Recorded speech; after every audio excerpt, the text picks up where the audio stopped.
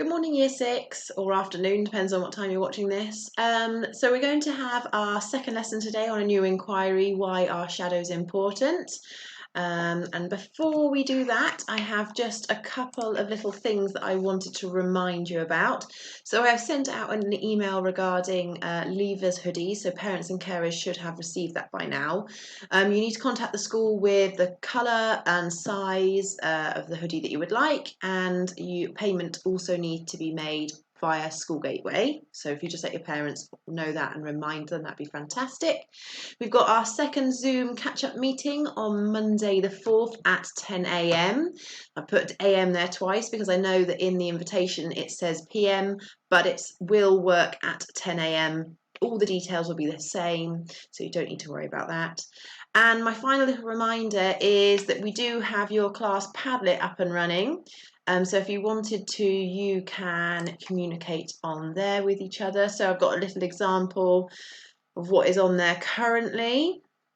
So I can see that lots of you have been doing and using the Padlet, which is really great. It's a really nice way to stay in contact if you aren't on Skype with one another. Okay, so our inquiry this term is why are shadows important? And today's lesson is going to look a little bit different. You have a choice of activities. So this is term 5. We are in week 3, although it is week 7 of lockdown. Today we are going to be artists, and we are also actually going to be scientists. And we are learning to investigate how shadows are made. So this week we have a number of different activities that you can do to investigate light and shadows. It's up to you which activities you choose to do, but you should do one investigation and one artist activity. Just a reminder, as always, you can pause my videos and start them back up again as and when you need to. This is only a little one this week because all the activities and all the extra things that you need are online. So your activities for being artists, you have a couple of choices. Your first is to create a silhouette. Now you could either do it for just yourself or you could do it for the whole family. There's lots of videos out there to show you how to do this.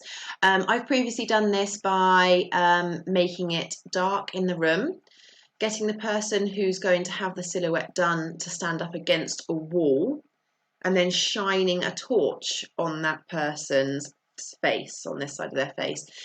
Make sure you put a piece of paper on the wall. Don't draw on the wall, that won't be very good. So put a piece of paper on the wall, stand up against the wall, shine a torch, and then draw around that person's head.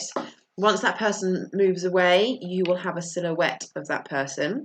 You can, like I said, there's lots of options of videos available on how to do these online. So that would be a really nice activity for you guys to do.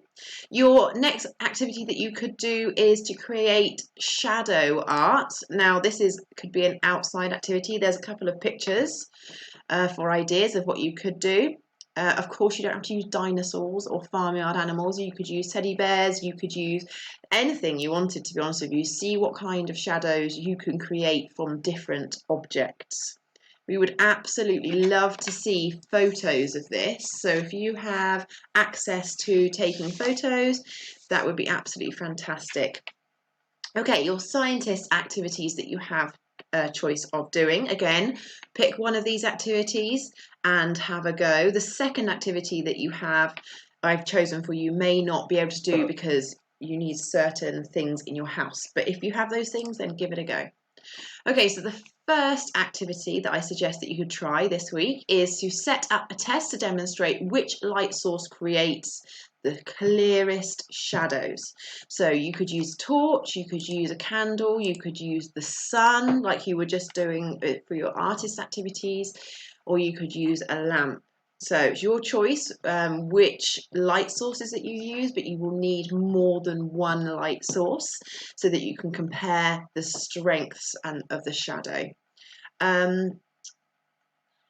Yeah, that would be excellent. You could see how those work. Try and do it all in the same day at the same time. Get all your resources ready so that you are set up and ready to go. And pick objects a little bit like with your artists activity to see which ones make the best shadows. Okay, and your second activity that you could do is you could create a periscope. This is quite an interesting activity to do. You may have made one of these previously in your learning in year 3, and we can see how much of that your knowledge that you have remembered, retained, and see how well that you do this. There are certain things that you need in order to make this. The instructions for this are online. So you will need a cereal box, a pair of scissors, 2 safety mirrors, which might be a little bit tricky. They're like the ones that we use at school when we're mathematicians, and you need some sticky tape. And all the instructions are there. They're very clear for you to follow. So you have 2 artist activities and 2 science activities. It's your choice which one of the 2 that you do. So pick one from each. Pick a scientist and pick an artist activity. Okay, and finally, my last little bit is we would love for you guys to send us your work. You're doing all this amazing hard work at home and we would love to see it. So you can use the school email address to send pictures of your work. Like I said, we really want to hear from you. I've put the email address there below at the bottom.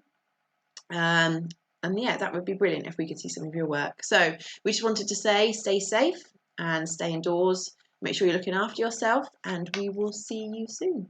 Take care.